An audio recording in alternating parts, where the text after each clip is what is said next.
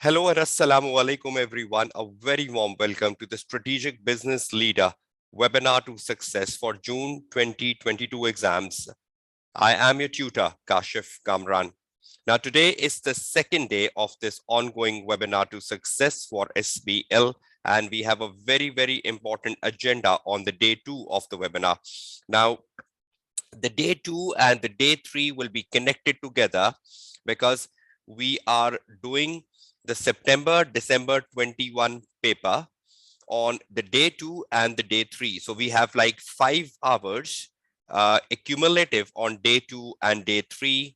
And we're looking into the December 21 paper with the examiner report and the way you should write an answer, particularly how you should gain the professional marks. So day 2 and day 3 we will be on the December 21 paper on the practice platform.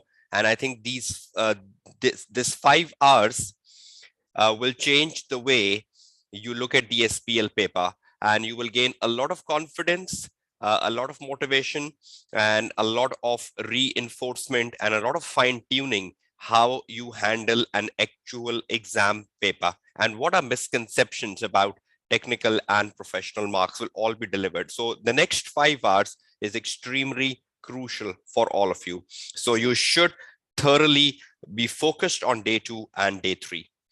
Let's start with a specific day 2 today for the SBL webinar to success. And I welcome you back again for this second day. Let's start the proceedings. Now on the day 2, the agenda for day 2 is a deep investigation of the December 21 exam paper on the practice platform. Now, a deep investigation means that I have kept 2 days for this deep investigation, day 2 and day 3, because that deep investigation requires a lot of time. But this deep investigation will give you a lot of opportunities how you can score marks in SBL paper. Now we know the tenure you have in exam is 4 hours. I am stretching it to 5 hours because this is a webinar where everything has to be guided in perfection. So you gain a lot of confidence ahead of your exams coming next week. Evaluation of the examiner report. Now that's very important. Examiner report, and I will be guiding you about the way of reading the examiner report, and you will be amazed that if you are not reading the examiner report yet, you will start to read it, because on the day 1 of my webinar, I did recommended reading examiner report. So I need to encourage that, and I need to show you the way of reading the examiner reports on the day 2 of this webinar. Marking schemes, though the marking schemes in SBL are not very difficult, but still a reinforcement of the marking scheme for the sake of clarity would come into the day 2 and day 3. And finally, the do's and don'ts of the practice platform, which will be accumulating from today to tomorrow, day 2 and day 3. So a lot of things to be discussed. The same agenda will be for day 3. The same agenda is for day 2, and you will really be enjoying this exercise of the December 21 paper. Now, just before we go to the platform, and we spent the entire time on the platform and a deep investigation of the paper with the examiner report, let's have a quick look what was exactly being asked for in the December 21 paper, which we are about to see on the platform. In the December 21 paper, the name of the organization was Optima, and Optima was from a leisure industry. It was basically a leisure club, and the whole scenario was made on a leisure industry. It was a listed company. Secondly, the number of exhibits that were given to support the information the examiner has provided you about Optima as a leisure club and the leisure industry. There were total of 8 exhibits. So that shows you the amount of reading, and that's also show you the amount of retention which you have to do. You have 1 hour of a reading and planning time, and in that 1 hour, you are going through the 8 exhibits, and the retention is extremely important. I will be guiding you about the way retaining, because 1 hour later, when you start to write the answer, there is a possibility that you might have forgot what you read. So how would you go about retaining? Because retention is the key here after 1 hour. So we need to be focused on that as well. But a lot of reading, right? 8 exhibits is a lot of reading. Then there were 4 tasks of 100 marks.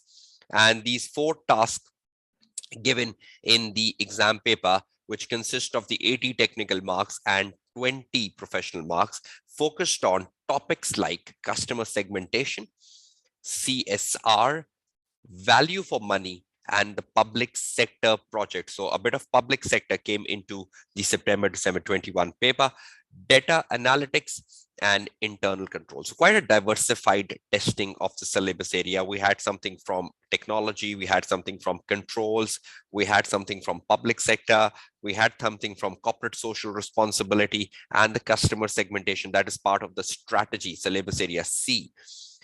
Only one task out of the 4 requires presentation slides. That was the task number 1B. And this task 1B relates with CSR here.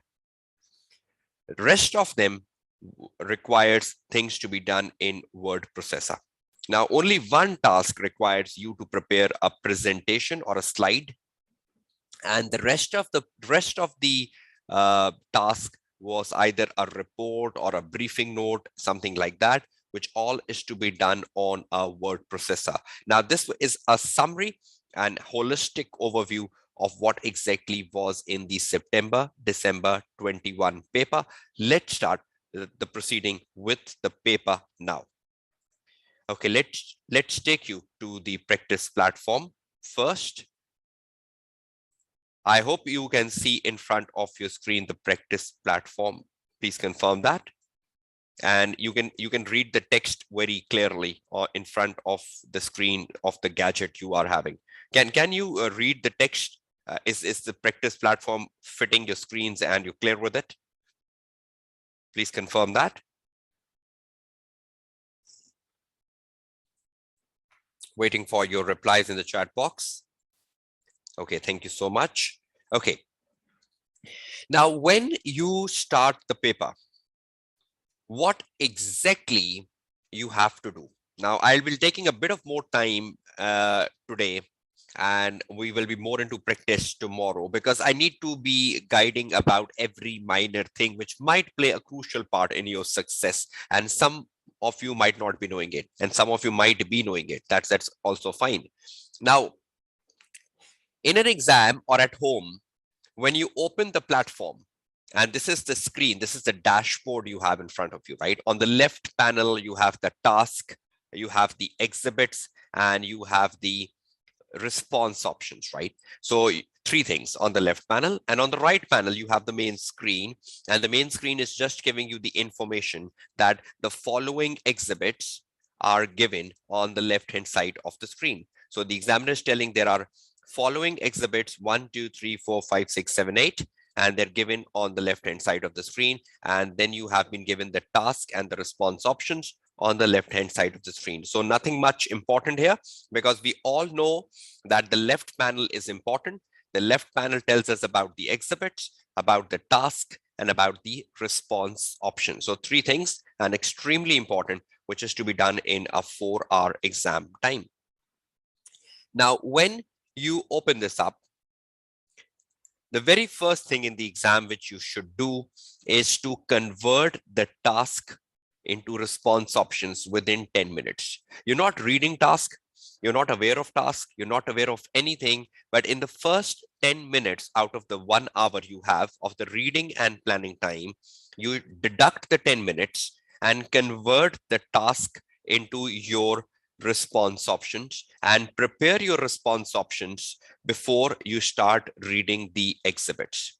Now, let's demonstrate that. Now, suppose if I am a student and this is my actual exam I am attempting on a day of exam. So I know what is on the right side of the screen. I'm not worried about it. I know the examiner is simply telling me about the exhibits, about the task, and about the response options. So I'm irrelevant on the right-hand side of the screen. I simply focus within a minute on the left-hand side of the screen and start reading it. Now, When I open my task 1 as my first window, and at one point in time, you should only open 2 windows maximum. You should not open more than 2 windows on your screen, because the more neat and clean you keep your dashboard, the better for you to control. So at maximum 1.2 windows, because I really don't like 3 windows. If some of you are familiar with 3 windows, you want a very messy dashboard, then that's perfectly fine. But as a tutor, I just want everything to be very organized on my dashboard. So I'll just keep 2 windows and operate in 2 windows. So my first window is a task window, and my second window is my response option. Now, when I look at the task number 1, I'm not reading it. This is what you're doing in the 10 minutes. I'm not aware what the examiner is asking for, but in the first task, the examiner is asking us to write a briefing note, number 1. So that is to be done on a word processor.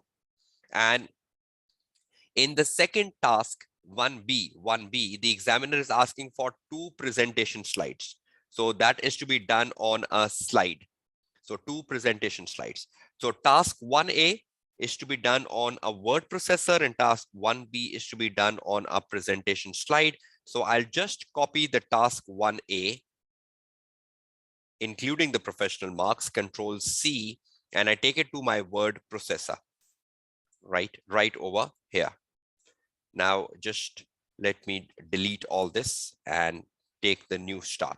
Okay, on my word processor, I bring the task 1A, task 1A, and I copy paste. So this is the task 1A. Now, next, task 1B. Now, task 1B is to be done on a slide. So I copy the task 1B from here, and including the professional marks, and I copy this and take it to my slides. I open my slides, and right here are my slides, and in my slide, I copy my task 1B. So I know I have to do the task 1B in the slides. That is it.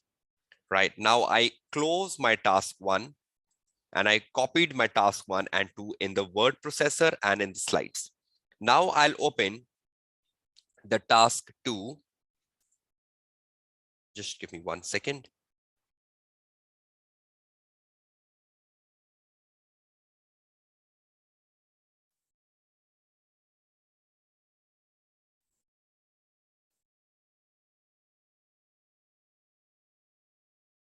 Okay, then I open my task 2. I hope you can see that in front of your screen, the task 2. I open my task 2, and in the task 2, I need to prepare a report. That means I need to do this in my word processor. And in the part 1, in the part A, I have to prepare a report, and in the part B, I have to prepare a report. So the overall task 2 is to be done on a report. I need to prepare a report for A and for B. So I simply copy this from here, including the professional marks, Control C. I open my word processor, and I put up here task 2A and task 2B, and I paste over here. Simply dump. I close my word processor, I close my task, and I move back to my task number 3. Now in the task number 3, again, the examiner is asking me to prepare a briefing note. So again, that means I have to do it on the word processor, A and B. So in one briefing note, I have to fit the A and the B. So I copy this task 3, including the professional marks, and I take it to my word processor, and I write over here task 3, task 3A and task 3B, and I paste the task 3A and B here. I close my word processor, I close my task 3, and I finally open my task 4. Now in the task 4, again, I need to prepare a report. I need to prepare a report for the presentation. So I need to prepare a report. That means a Word file. And this is my task 4, Control C. And I go back to my word processor, and I open my word processor, and I write over here task 4 and I paste the task 4 here. Now I've just dumped the task into the respective response option. Now task 1A requires us to prepare a briefing note. So I dumped that in the word processor. The task 1B requires us to prepare a slides. So I dumped the task 1B in the slides. I hope you can see the slides, right? So I dumped the task 1B in the slide. So I know I have to do it in the slides. Rest all the tasks have been dumped in the word processor. Now this is just like taking 5 minutes so far. Okay, now what you need to do before you start reading the exhibits, you just need to arrange the task so you exactly know what is to be done in each task. Now task 1A, see how I prepare my task 1A. Now in the task 1A, I just need to prepare a briefing note. So I say, okay, the task 1A, I just need to prepare a briefing note. So I just delete the extra information. Briefing note for the finance director. And what I need to do in the task 1, I first need to assess the value to Optima of undertaking the customer segmentation analysis. And in the second part, I need to advise on the most appropriate ways Optima could segment its customer. And I have 12 marks for that in total. And then I have a skill. Now, when you look at a skill, look at the statement of skill. It says professional skill marks are available for demonstrating commercial acumen. So what is valid for you? The valid from you is demonstrating. So you will delete everything from here and you will just keep the statement from demonstrating, because when you are writing the answer, you need to demonstrate the commercial acumen, and I will tell you how. So demonstrating is the key word, and I'll just keep my statement from demonstrating. Now, task number 1, I know I have to prepare a briefing note in the task number 1. I need to demonstrate the commercial acumen in the task number 1, and I need to assess, I need to assess and I need to advise. I need to assess the value to Optima of undertaking customer segmentation analysis. So what is the value to the organization of undertaking a customer segmentation analysis, number 1? And I need to advise the most appropriate ways. What are most appropriate ways that Optima could segment its customer? How can Optima segment its customer, and what are the most appropriate ways to do so? So in the second part, I am telling Optima that what are the best ways you can segmentize your customers. And in the first part, I'm telling Optima that what is the benefit, what is the value of undertaking a customer segmentation analysis? What benefit will you get as an organization if you conduct a segmentation analysis for customer? In total, I have 12 marks, and then I have 3 marks for professional skills. I'll come back to it. Then you get to the task 2. In the task 2, you need to prepare a report. So prepare a report. You just make it ready quickly. Prepare a report, and report for the finance director, which will A and which will B. And then you have the professional marks and you make them. Now, in the first part A, you need to prepare a report for A and B. Report to the finance director. So that's critical. Analyze the potential opportunities and threats. So I need to look at the opportunities and threats which Optima must consider in relation to undertaking a collaborative partnership with the Department of Health to deliver a BFIT program. Now, when I'm reading the exhibits, and particularly in the exhibits where I get information about collaborative partnership with the Department of Health to deliver the BFIT program, wherever I find information about my collaborative partnership or Optima collaborative partnership with the health department, I need to look at what are the threats of that collaborative partnership and what are opportunities of that collaborative partnership. And I have 13 marks for that. Professional marks are available for demonstrating analysis skills. So which skill I need to demonstrate? I just need to demonstrate the analysis skill. So I just keep my word over here, demonstrating analysis skill in considering and reflecting whatever. I'll just come back to it. In the second part, B, I need to explain what is meant by value for money. So that's just like putting a definition, what is meant by value for money. And then the examiner says, and you need to evaluate the potential challenges. What are challenges which Optima will face in delivery of the BFIT program? So what sort of challenges, what sort of obstacles will the organization face when they are delivering the BFIT program? And you have 10 marks for that. And probably in the 10 marks, you have 2 marks for the meaning of value for money. And you have the remaining 8 marks for the challenges the company will face in delivering the BFIT program. And then you have the skill. Professional skill marks are available for demonstrating evaluation skill.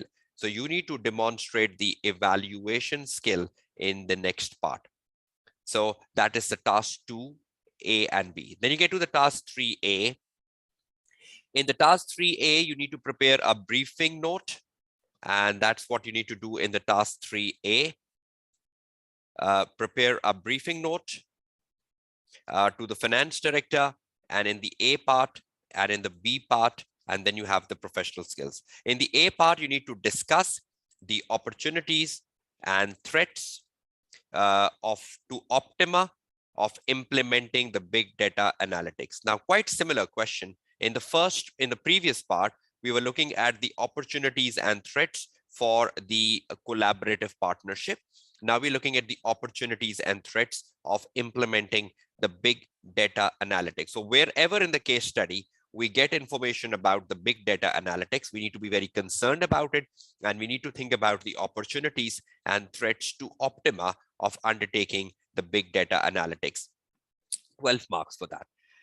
Again, discuss the benefits. What are benefits to Optima and its the members of Optima, of using mobile technology to market and deliver services. So wherever we find information about mobile technology, we will be very careful about that, because what are benefits to Optima of using the mobile technology, or what are benefit to the members of Optima of using the mobile technology? And we have 8 marks for that. So opportunities and threats of big data analytics and benefits of the mobile technology. So quite a technological focused syllabus area here.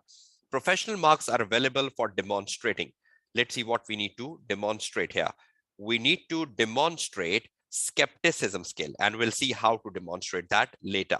But we need to demonstrate the skepticism skill for 4 marks. Then you go finally to the task 4. In the task 4, you have to prepare a report. A report is to be prepared for what? Report to be prepared for the next board meeting. Report for the next board meeting, which evaluates,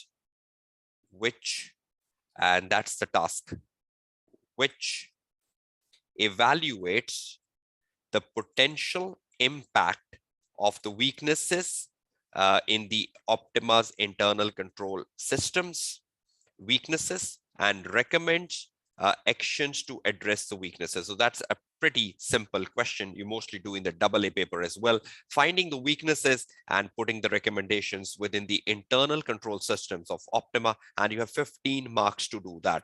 Professional marks are available for demonstrating evaluation skill. So you need to demonstrate the evaluation skill in the last part. So that is it. Now on the word processor, in 10 minutes, we exactly know what is to be done. We have a slight idea that we need to prepare briefing notes, we need to prepare reports, and I think that's the maximum. Briefing notes or reports, that's all what we are making, right? So just 2 formats in the whole paper: briefing note and report, and slides. Slides are given, so we're not worried about them, right? At least we know, at least we're not structuring the slides, because slides are given to us in the computer-based exams. That's easier. So just the 2 formats, and we have to discuss a lot of opportunities and threats. First of all, we need to discuss opportunities and threats for the collaborative partnership. We need to discuss the opportunities and threats for the big data analytics. We need to discuss benefits of the mobile technology. We need to explain the meaning of value for money, and what challenges can the company face in delivering the BFIT program. We need also to find in what ways can Optima segment its customer. So we need to guide them about the best ways to segment the customer. And we need also to talk about what value can Optima gain, or what value can Optima get from segmenting its customer.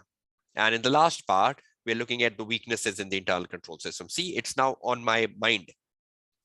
While I was arranging my task, and while I was splitting my task in front of you on the word processor, which all in together took me 10 minutes, now I know what is to be done. See, I've absorbed them, because when I was cutting, pasting, I was reading, it was going in my mind. Now see how I know what is to be done in every task in 10 minutes.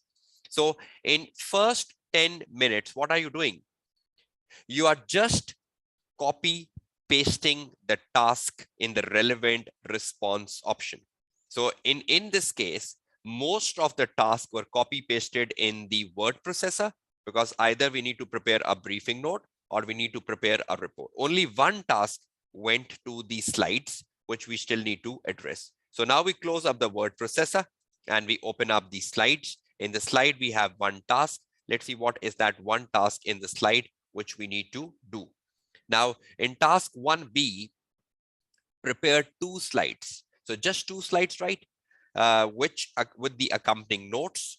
So we know in the exam, you are given the slide, you can see the slide number 1, and under the slide number 1, you can see the speaker note. So you need to prepare a slide. The slide is bullets and the speaker note is the commentary of the bullets, right? I'll just show you how to do that either today or tomorrow.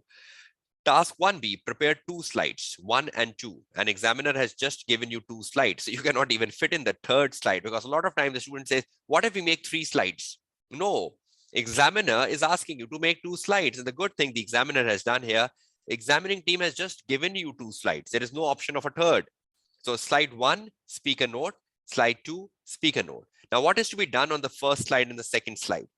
Prepare 2 slides with accompanying notes, which explain why it is of strategic importance to Optima to demonstrate a strong focus on CSR. Why it is important for Optima to demonstrate a strong CSR. So we need to speak in the context of Optima, that why it is important for Optima to focus on CSR and for its customer and staff. So the importance has to be delivered in the context of customer and staff. What benefit will Optima get for its customer and staff if they have a strong focus on CSR? And number 2, its wider external stakeholder. What benefit will Optima get for its wider external stakeholders in terms of a strong CSR 10 marks? So I think one slide can cover customer and staff, and one slide can cover the wider external stakeholder. So why it is important to demonstrate a strong CSR for customer and staff and for the wider stakeholder. We have 10 marks for that. Control X. And on the second slide, slide number 2, I need to just speak of the wider stakeholder. So one slide will be for wider stakeholders. And I need to speak of the importance of CSR to the wider stakeholders of Optima, wider stakeholders. And on the slide 1, I just need to focus on the customer and staff. Why CSR is important to Optima, customers and staff. Customer. So one slide will be for customer and staff, and one slide will be for the wider stakeholder. In total, I have 10 marks, right? So I can take 5 marks for customer and staff. I can take 5 marks for the wider stakeholder. And you arrange it. Professional marks are available for demonstrating communication skill. Obviously, you're making slides. So in slides, you need to demonstrate the communication skills. You need to demonstrate the communication skills that's more relevant with the slides we are making. So communication skills is to be demonstrated. So when I come to the slides, I know what is to be done in slides, right? 2 slides one for customer and staff, one for the wider stakeholder, where I need to speak of what is the importance of a strong focus on CSR to optimize customer and staff and to optimize wider stakeholder, including the demonstration of a communication skill. So I have 10 marks on my slides. Close. Now, this is a webinar where we are taking a bit of more time, but this exactly takes 10 minutes when I do at home as a tutor. So you can do it tomorrow, day after tomorrow, sit down and see, okay, how much time it takes to copy the task into the word, into the response options and arranging the task in a logical order. So you exactly know after 10 minutes what is to be done. Now you're ready and you know you need to read the exhibits, but while you are reading the exhibits, keep in focus, what are you focusing on? While you're reading the exhibits, you're focusing on customer segmentation. So any information about customer segmentation will be copy pasted in the task number 1A. You're very much focused about CSR. Any information about CSR will be copy pasted in task 1B. You are focused about big data analytics. Any information about big data analytics will be copy pasted. You are focused about mobile technology. Any information about mobile technology will be copy pasted. You're focused about weaknesses in the internal control. Any information about that will be copy pasted. You're focused about the BFIT program. So any information about the BFIT program, the value for money, you will be copy pasting that as well. So that's exactly what you need out of the case study. Now, in 50 minutes of the remaining time, you will start reading the exhibits, and wherever you find the relevant information about the subject matters, you will dump them in the appropriate areas. Now, I hope you all recall the subject matters. So which subject matters we have? We have subject matters, which includes customer segmentations, number 1. We have subject matter, which includes collaborative partnership with the health department, BFIT program. We have implementing big data analytics, mobile technology, and internal controls, right? So is that all on your fingertips in 10 minutes, all of you? Are you clear what exactly to be done in the first 10 minutes of the exam paper?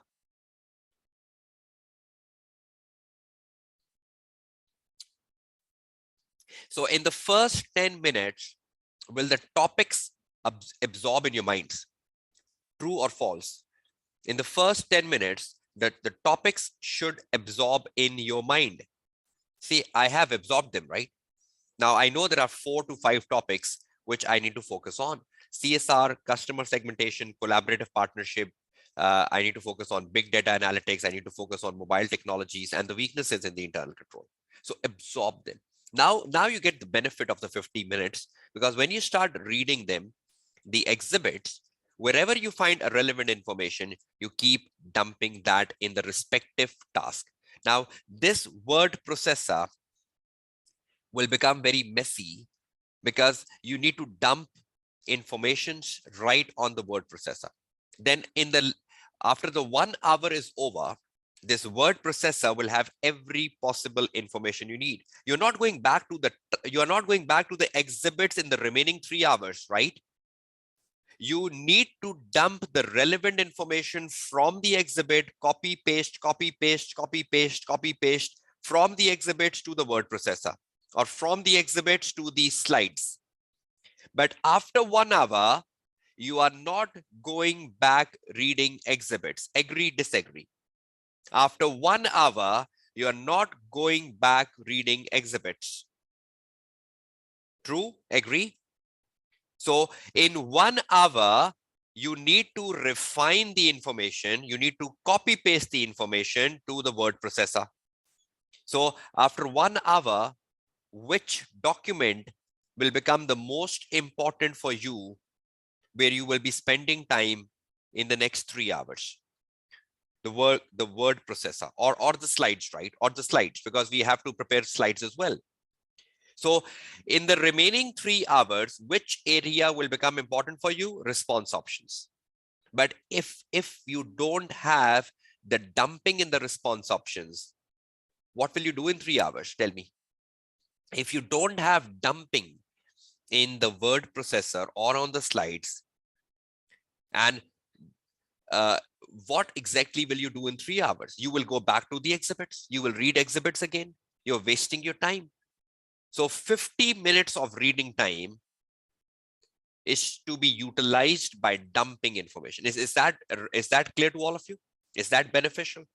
So if any student is going back to the exhibits in the last 3 hours, you're wasting your time. Because I don't like that approach that you go back to exhibits in the last 180 minutes. The last 180 minutes, you just have one window on the screen, which is primarily the word processor or the slides in this case. And you're just writing the answer by looking at the information you have dumped on the word processor. And once you have utilized the information, please delete the remaining information from the word processor. Don't leave any information on the word processor which is of no use. So at times when you copy paste, you might forget to delete it. So if you have utilized an information in your answer, delete the remaining information. Is that clear to all of you? So you need to be very focused on deleting information from the word processor as well. So far, so forth, I hope you're all clear. Let's move to the step number 2.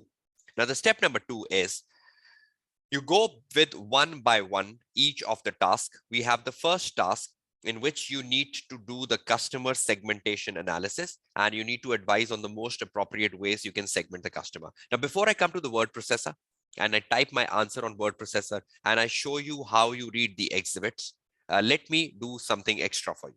I'm copying the task 1A from my word processor, and I'm taking the task 1A to my support file, which I use for every day.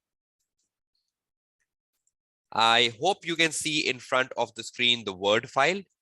Can all of you see the Word file in front of your screen, which I keep sharing with you every day of the webinar? Can you all see that? Okay, good. Now, I'm just doing some extra analysis for which I'm using my Word file. But when I start writing the answer and when I start reading the exhibits, when I copy the information from the exhibit to the word processor, I will be doing it on the practice platform. But understand something which is critically important. I've just brought my first task here, the task 1, and I've just copied my first task here so I can discuss something extra with you, which will benefit you in the entire September-December 21 paper. So we are doing September-December 21 paper on the day 2 of this webinar. Okay, task 1A. I hope you can see that, right? Now, task 1A is asking us to prepare a briefing note. So first of all of you should be very clear about the format of the briefing note. Is there any document from where you can know the right way to put a briefing note? One source document is the examiner answer. You go to the examiner answer and you see, okay, how the examiner starts a briefing note and how he ends. Because that's the only two things you need to know in a format, right? Every format, what you need to know, how you start, how you end, that is it. What you put in the middle is the paragraph, and the headings in the paragraph, heading in the paragraph. That's common with every format. I hope you agree with me. What is different from one format to another format? The start and the end, true, false. What is different with every format? The start and the end? Yes. What you do in the middle of a format, heading, paragraph, heading, paragraph, heading, paragraph. That is it, the normal answer. So you can go to the examiner answer and you can say, okay, I'll see how the examiner start a briefing note or how the examiner ends a briefing note. That's one. Is there any other document? Yes. Have I shared that with you on the day 1 of the webinar? Yes, that is formats in the Google Drive. Examining team has published an article, right, where they have given you information about the formats. So you can make use of the day 1 folder. And in the day 1 folder, you have the formats, which is published by the examining team for SBL. And you can know how to write a briefing note. So first of all, you should be very clear about the format. And I will just be making that clear shortly. Number 1, because probably will be spending on time on one task today and remaining task comes tomorrow, because we will know the case today. We will absorb the case today so we can write the answers tomorrow. Briefing note, right? Number one. Second, what you need to do in the briefing note. First of all, you need to assess what? The value. The value of what? The value to Optima, right? Journal value? No, the value to the company of undertaking customer segmentation analysis. What value will Optima get by undertaking the customer segmentation analysis? If I journally write the value of customer segmentation analysis, what are benefits of customer segmentation analysis, and I don't link them to Optima, will that be the better way to present answer? If I just write journal benefits of customer segmentation analysis, but I'm not linking those journal benefits to Optima, that is extremely important.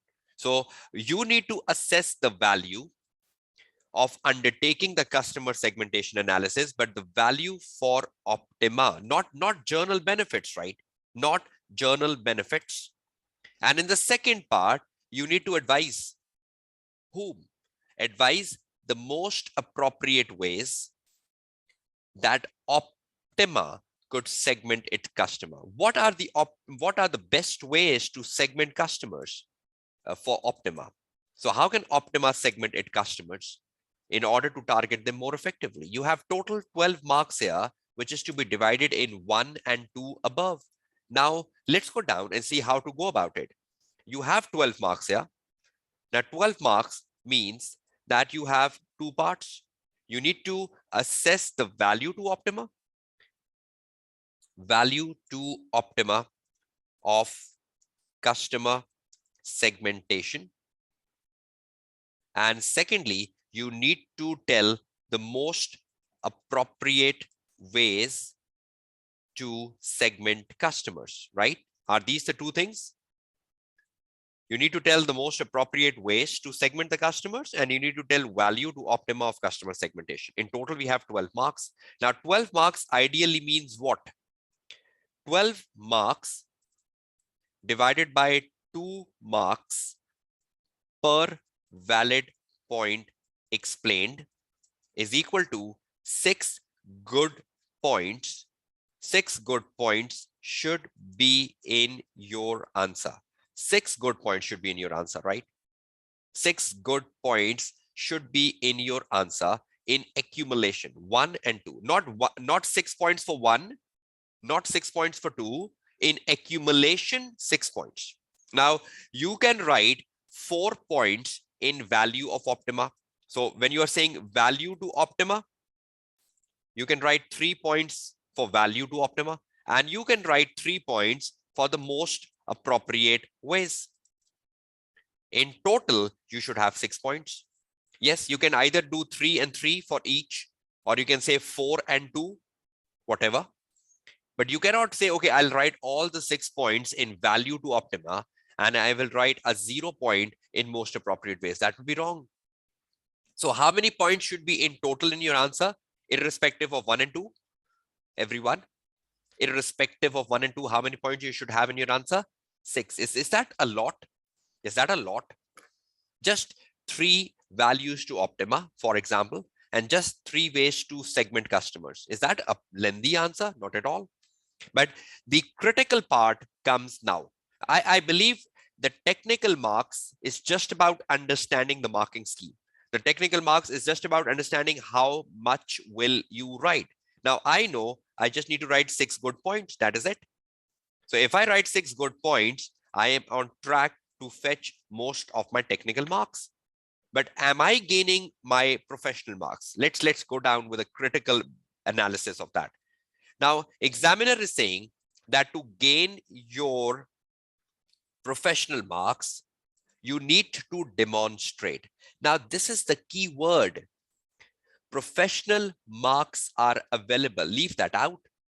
But every time the examiner says professional marks are available for Demonstrating. I hope you see this every time in the statement, right? Am I correct?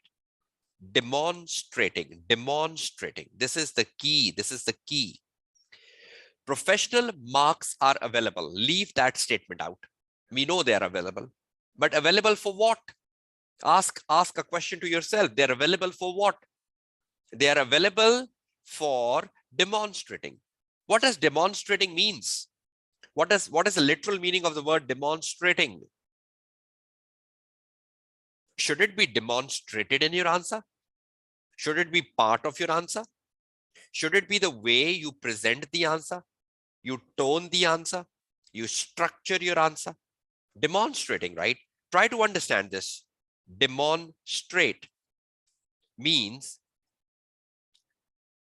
it should be part of your answer in terms of format, in terms of structure, in terms of tone, etc. It should be part of your answer, right? Either the tone, the format, the structure, and I'll just be shedding light on each one of them clearly, right? So demonstrate commercial acumen skill.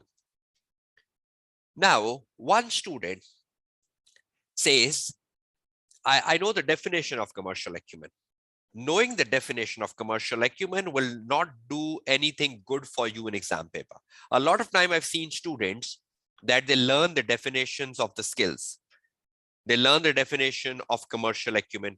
They learn the definition of communication. They learn the definition of evaluation. What is the sense of learning a definition of a skill when the examiner is asking you to demonstrate that? What benefit will you get out of learning the definition of skills? There are definitions given on skills by ACCA. They have told you what a skill consists of, but what is the value?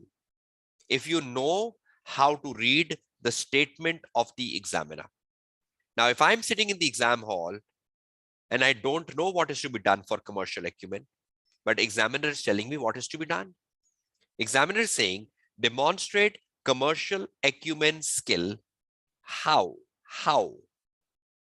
In showing awareness of the usefulness of the customer segmentation analysis to Optima. How will I fetch my commercial acumen marks if I can demonstrate awareness? If I can demonstrate awareness of the usefulness of the customer segmentation analysis to Optima. Now, as simple as that, it means that how will I fetch my skill marks? I will fetch my skill marks if I am able to demonstrate the value of customer segmentation to Optima. Is that correct? If I can tell examiner, this is the value to Optima, linked to the case study, sync to the case study, connected with the case study. But if I write the journal benefits of customer segmentation, 1, 2, 3, 4, but in the journal benefits, there is no correlation to Optima. There is no connectivity to Optima. There is no connection to Optima. There is no synchronization to Optima. Am I demonstrating awareness of the usefulness of customer segmentation to Optima? Tell me. So should I be demonstrating the awareness of the usefulness to Optima? From where does this awareness come from? This awareness will come from the case study. What is the benefit to Optima of customer segmentation? Is that simple? So demonstrate the value of customer segmentation to Optima, or what benefit will Optima get out of customer segmentation? But what is the focus? What is the focus? Optima, company. So if your answer is linked to the company, to the context of the company, to the situation of the company, to the environment of the company, to the background of the company, you're scoring your professional marks. Am I correct? So you need to think about value to optima. So for that, what you need to do when you're thinking about value to optima, you need to connect the value to case, the situation given in case, the environment given in case, the information about optima given in case. So it's all about case connection. It's all about case sync. It's all about case connectivity is equal to scoring most of your professional marks here for demonstrating of commercial acumen. Now tell me, what is the sense of knowing the definition of commercial acumen? When the examiner is saying that you will get commercial acumen marks if you connect the value of customer segmentation to optima. Now, what is the sense of knowing the definition? Tell me, has the definition of commercial acumen benefited you here? When the examiner is telling you that you need to connect the value to optima, as simple as that. Are you clear, all of you? So is it important to read the demonstration? Is the examiner telling us what to demonstrate and how to demonstrate? So examiner will not leave you blank. Examiner will always tell you what to demonstrate, commercial acumen, and how to demonstrate. But the problem is that the student don't read how to demonstrate. And there's no, oh, I know the definition of commercial acumen and then I'll just apply the definition. No. Now tell me, all of you tell me, is it important to read how to demonstrate? Is it extremely important to read how to demonstrate? Will that give you an opportunity to score most of the 3 marks? Can you fetch most of the 3 marks here for the skill 3 marks?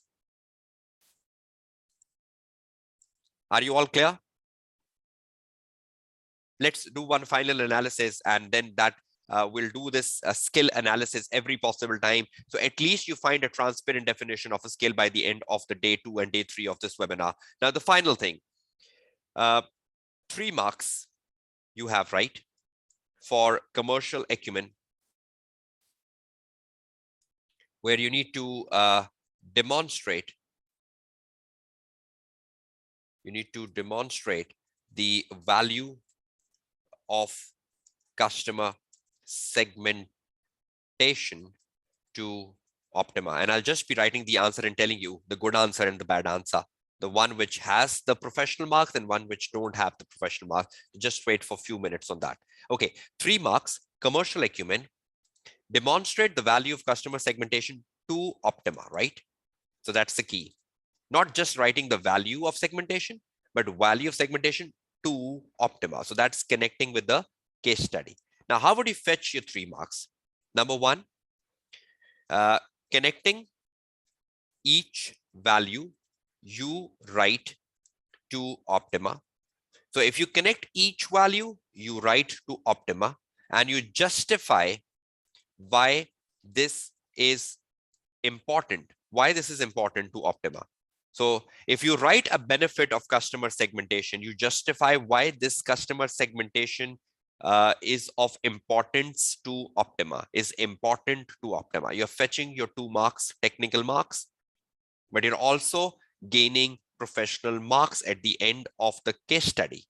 So connecting each value you write to optima, number 1. Number 2, put answer in short paras with headings. So each para should not be more than 2 to 3 sentences long. That's what the examining teams tell us, sentences long. And each para should be headed. So when you write a benefit, put the heading of the benefit, and under the benefit heading, write a paragraph. And in that paragraph, explain why this benefit is important to Optima. So you should have shorter paragraphs with headings, then use the right format, which is basically the briefing note. Use the right format and avoid repeating information in your answer. That is the definition of fetching 3 out of 3, because the definition of 3 out of 3 is what? The definition of 3 out of 3 is connecting. And then this part is known as journal professionalism. I've covered this even in my December 21 webinar, journal professionalism. Put your answer in short paragraphs with headings, use the right format, and avoid repetition. Examiner says the journal professionalism is part of your professional marks. So journal professionalism and connecting each value to the Optima, because that's where the tone is. That's where the tone is. Tone is equal to commercial acumen. So if any student connect the value to Optima, and any student who demonstrates the journal professionalism, are you fetching 3 out of 3? Tell me. So is everyone clear what is the breakup of 3 marks? Will you be in a better position to fetch 3 out of 3? So are you clear how you should read a statement? How you should read a statement of professional marks? Have anyone gained something out of this? Have you got any benefit which you don't know before the day 2 of the webinar? Because that is extremely important. Any incremental marks, any incremental opportunity which you are gaining from this webinar when your exams are just a week away. So is it good to know the definition of a skill, or is it good to read the statement of the examiner? What is good, the definition or the examiner statement?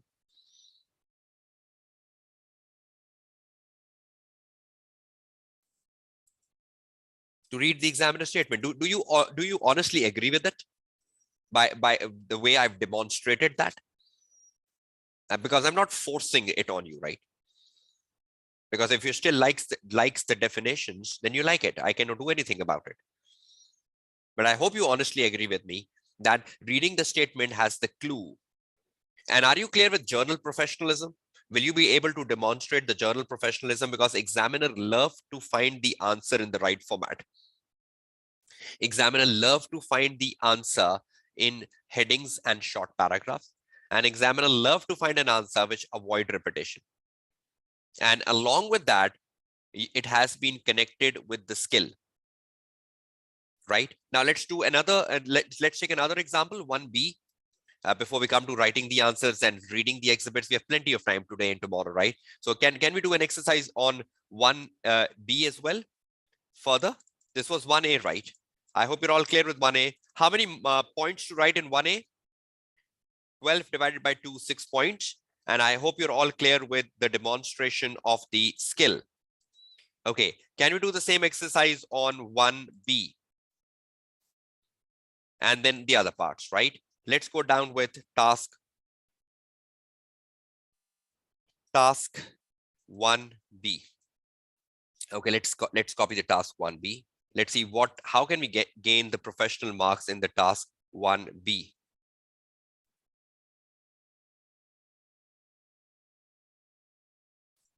Okay, task 1B.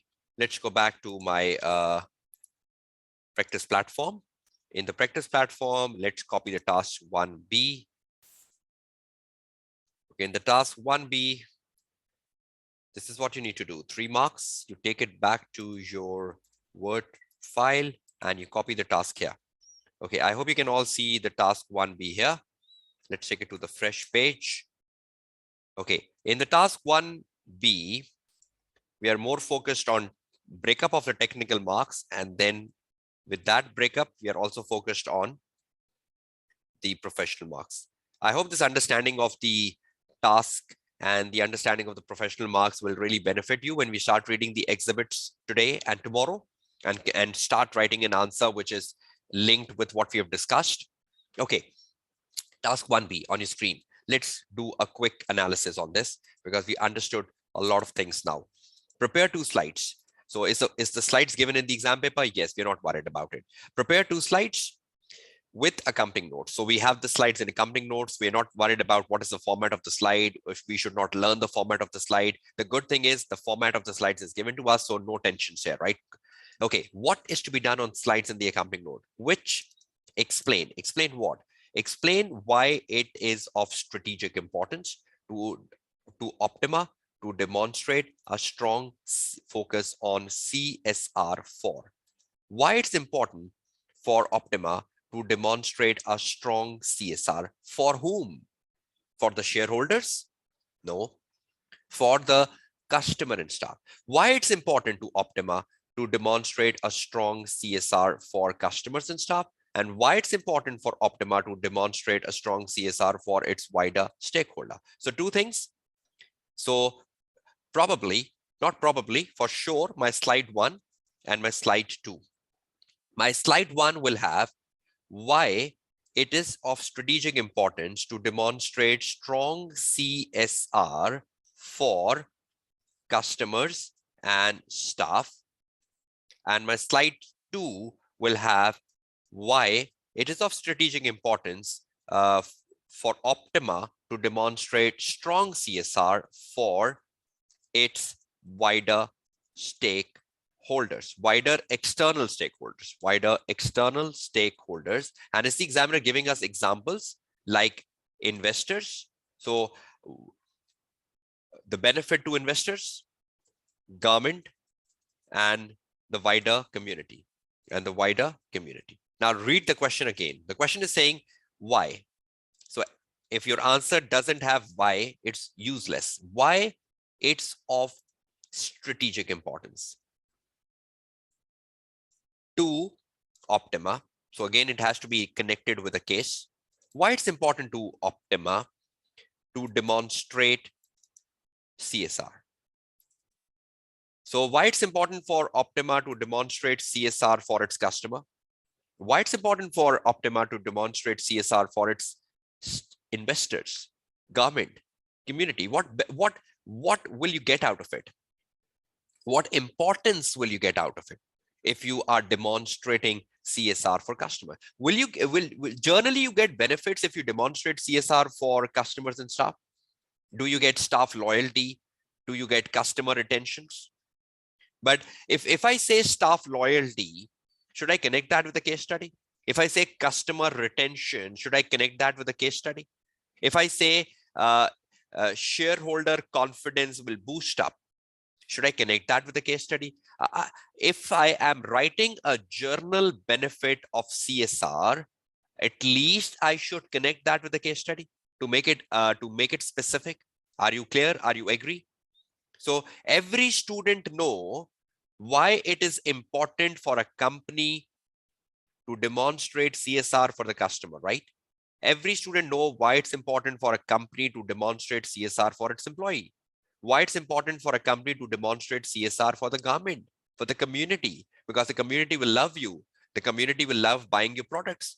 The community will feel that you are a good company. Your reputation as an organization will improve up. I hope you all know the journal benefits of CSR, right? But should that be linkable to Optima? Yes. So how many marks I have in total? 10. So can I keep 5 marks for my slide number 1? 5 marks.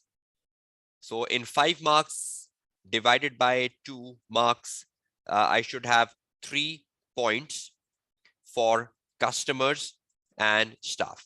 So how many importance I need to write for customers and staff?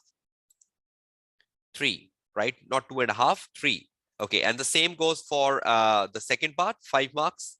Control C, 5 marks, 2 marks, 3 points for wider community. So how many points should I be having on my slides for the wider stakeholders? Right? 6 points in total again, right? 10 marks answer. Now understand one thing critically. When you write a slide, on a slide you give a bullet. For example, you say importance to customer, number 1, number 2, number 3. but then you explain them in the speaker note. So in the speaker note, how many paragraphs will you have? Because you need to write 3 importance. So how many paragraphs will you have in the speaker notes for 3 importances? 3. And how many bullets will you have on a slide? 3 bullets, right? But slides only have bullets. The speaker notes have the paragraph. I hope you are clear with that, right? Because a lot of time the student puts paragraphs on a slides as well, right? Just let me make clear here. When you're making a slide, the slide only have bullets. The speaker notes have the commentary. The speaker notes have the commentary of the bullets. Is that clear to all of you? So slides only have bullets. The speaker notes have the commentary of the bullets. So if you want to write 3 points, you will first give those points in bullets on a slide, and then you will convert them into a paragraph form in the speaker note. So you need 3 points for the slide 1, you need 3 points for the slide 2, and you need to tell why it is important for Optima to have a strong CSR for its customer and staff. Is that clear? Are you understanding the technical part of the question, all of you? Is that an easier question? Generally, that's a pretty easier question asking you for the benefits of a strong CSR for the company, for the customers, and for the wider stakeholders, right? Okay, let's move on to the professional marks. Professional marks are available for demonstrating. So again, we ignore the first part. We just start our analysis from demonstrating. Again, we can see this word, demonstrating. What are we demonstrating? Communication skill. I should not know the definition of communication skill. I should only look at why the examiner. No, not realistically. See, when I'm delivering a webinar like this, see, can you see the bullets on my slides, all of you? Can you see the bullets on my slides? Right? But because the webinar is being delivered to the audience, so I don't need to make the speaker notes because my speaker notes are where? My speaker notes are here, right? I know what to speak on the bullet number 1. I know what to speak on the bullet number 2. I know what to speak on the bullet number 3. But yes, when you're preparing yourself to deliver a presentation and you are very new to giving presentation. I remember when I used to give presentations at the start of my teaching career, I used to prepare my notes that, okay, for this presentation, I will speak this. But now with experience, the element of the speaker notes goes away, because when you put a content on a slide, you know what to speak. But yes, still speaker notes are made by presenters who are new and who are delivering presentations for the first time. They still do that. I hope you're clear with that. This was a question being asked by someone, Alana. I hope you're clear on that, right? Okay, let's move back. In the exam, you have to do the speaker notes, right? Okay. Demonstrating what? Communication skills? Should I know the definition of communication skills? No. Is the examiner telling me how to demonstrate the communication skill? Yes or no? Just like commercial acumen.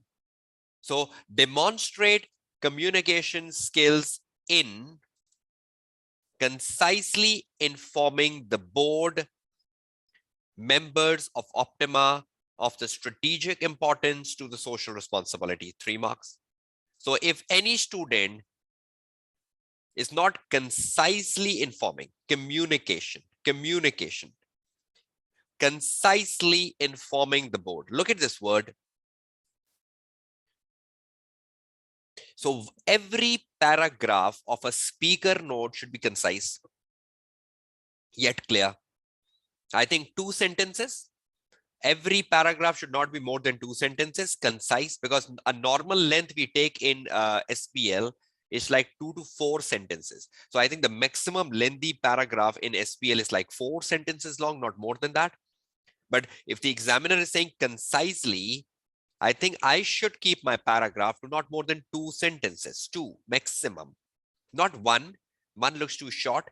2, in concisely informing the board of the importance of its CSR. What is the importance of the CSR Optima is doing for its customer? What is the importance of CSR Optima is doing for its investors? What is the importance of the CSR Optima is doing for its staff? Is that clear? So how will you fetch the professional marks here? If you concisely inform. But if you write a very lengthy answer, if you write a report rather than a slide, are you fetching this mark? Because students are very aggressive when it comes to lengthy writings. You don't understand, examiner is saying concisely. So what should be an ideal length of a point you develop for customer and staff? Ideally, each point explained in the speaker note should be maximum 2 sentences long. I'm again saying 2 sentences long. If you go more than this, you're spoiling your professional marks. Is that clear to all of you? So should I know the definition of communication skill, or should I know what the examiner wants me to do for communication skill? So how many of you learn the definitions of skills? And how many of you will not be revising it before the exams now? How many of you learn definitions of skills? Tell me. Is there anyone in the webinar who says, yes, I do learn definitions?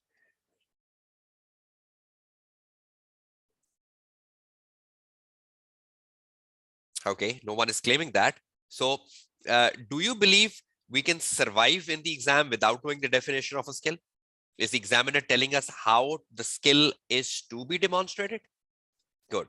So demonstrating the communication skills and concisely informing. So if I do concisely informing, am I fetching my 3 marks? Yes. Ideally, each point should be explained in this way. Now, finally, for 3 marks is equal to concisely informing plus, to fetch the 3 marks, is it just about concisely informing? No, it's also about using the right format, making slides in bullets, and speaker notes in para. And so should I need to demonstrate my journal professionalism as well? If any student, while he or she was making a slide, on the slide you put a paragraph, is that professionalism, that on a slide you put a paragraph? You never put a paragraph on a slide, right? You put bullets on a slide. You put the paragraph in the speaker note. So should you use the right format in the right way? Is that extremely important to fetch the 3 marks? So is everyone clear with the definition of a 3 marks in 1B? Right? So just let's move on. Let's take one more exercise. I hope you're enjoying this exercise of a professional marks and how they need to be demonstrated. And you're gaining something out of it, because then reading the exhibits is like a story. And after the exhibits are read, we just need to dump the way we write an answer. But again, I will not be writing the 100% answers. I will just be writing a point or 2 points just to give you a start. So if I'm writing answer for 1A, I'll just be writing, instead of 6 points, 2 points. Or if I'm writing the answer for 1B, instead of writing 6 points, I'll write 2 points just to give you a start. But again, we have plenty of time today and tomorrow for reading the exhibits and putting the answer. And how do you dump information into the word processor? You need to learn a lot. You need to learn a lot yet. Okay, let's move on. Okay, should we move to the next task? Task number 2. Okay, let's do the task 2. Let's see what was asked for in the task 2. Let's see, are we prepared for task 2? Okay, let's go back quickly to my word processor on the practice platform, and let's bring the task 2 here. Word processor, task 2, and the task 3 and the task 4. I'm taking all my tasks, right, to my Word file, and just I think in 10 minutes we'll finish it off now. Okay, task 2 first. I've copied them down. Let's go first with task 2A and 2B. I hope you can see back the Word file on your screen. Please confirm that. Okay, quite a big looking task. We have 2 divisions of professional marks. Let's go down reading it and let's see how to structure things down here. Okay, now the next thing is we need to write a report in the task 2A and B. Now, when you're writing a report, you should know the format of the report. Again, the format of the report can be evaluated from the examiner answer, how you start the report, how you end the report. Again, you're not worried about the middle part of the report. That's just like headings and paragraphs. Or you can go to the article on formats given to you on the Google Drive day 1, and you can open the document and see, okay, how to write a report. Okay, report to the finance director. That's what you're doing here, right? Number 1. And we know reports are a bit lengthy because you need to put content in it. What to put in report A and what to put in report B. Let's go down with analysis of A and B. So my report will have A and B together. Analyze. Okay, I need to analyze the potential opportunities and the potential threats. Which optima must consider? Optima must consider. Again, connecting with the case, syncing with the case in relation to undertaking a collaborative partnership with the Department of Health to deliver the BFIT program. So what are opportunities and threat to optima of this collaborative partnership? They must have entered into the exhibits with the Department of Health to deliver a BFIT program. Pretty simple. Number 1, I just need to look at the opportunities and threats, not strengths and weaknesses, because one student can be so lame that he applies the whole SWOT model here. Just opportunities and threat, right? Opportunities and threats of what? Sorry, just 1 minute. Opportunities and threats of the collaborative partnership with the Department of Health to deliver the BFIT program. Opportunities and threat. And this is what you're thinking about, right? So there must be information in the case study about the collaborative partnership, and you need to be very concerned about it. And you need to think about what opportunities will Optima get and what threats will Optima get of this collaborative partnership. Optima, right? So you need to focus on Optima right here. How many marks we have? 13 marks. So divide that by 2 marks each for each opportunity and threat. I'm using O and T, opportunities and threat. So each 13 marks divided by 2 marks for each opportunities and threat is equal to 6 points, or roughly 7 points to be on the safe side, 7 points in total. Now you can write more opportunities and less threats. It's up to you. You write 4 opportunities, or you write 3 threats, or you write 5 opportunities and 2 threats, but you cannot have 0. Right? So it's up to you how many threats you want to write and how many opportunities you want to write. It's totally up to you, right? But that is 7 points in total. Is that clear? So are we focusing on the whole SWOT model? No, we're just focusing on the opportunities and threats. Number 1. Number 2, you need to demonstrate what? You need to demonstrate the analysis skill, because the question says analyze. So you need to demonstrate the analysis skill. Should I know the definition? No, because examiner is telling me how. Demonstrate analysis skill in considering and reflecting on the available evidence relating to the proposed collaborative partnership. So there must be an exhibit which tells me about the proposed collaborative partnership. And about that proposed collaborative partnership, I need to consider, in considering and reflecting on the available evidence relating to the proposed collaborative partnership. Control C, and I bring it down. Now listen to me very, very carefully.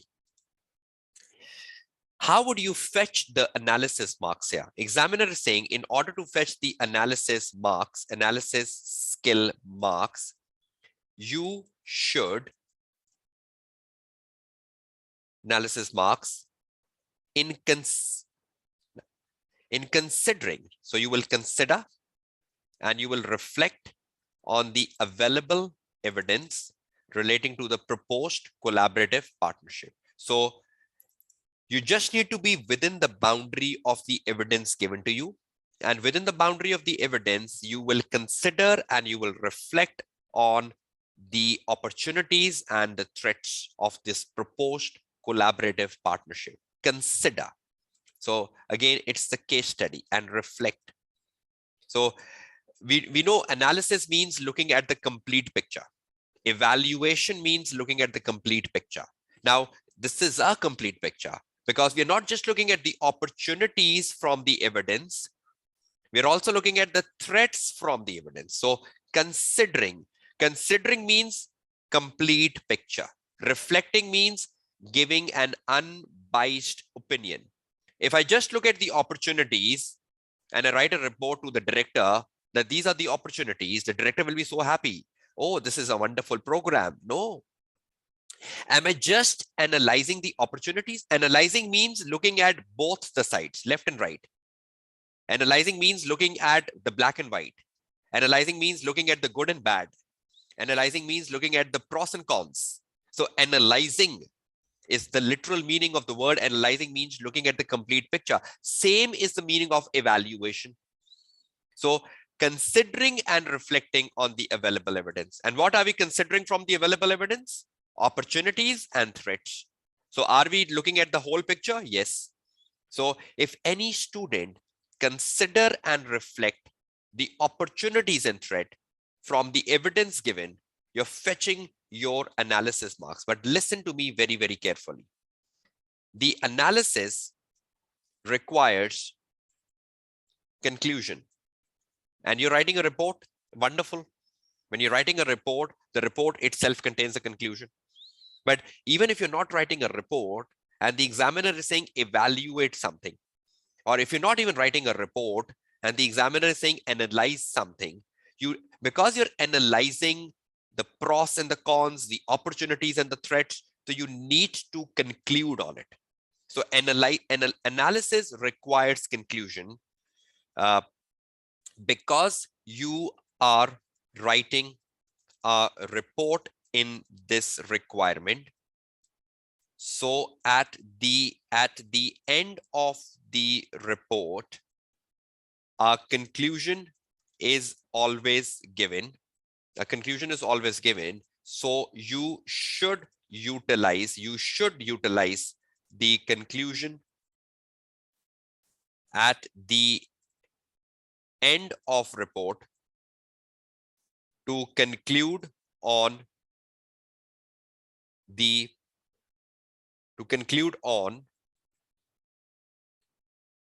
proposed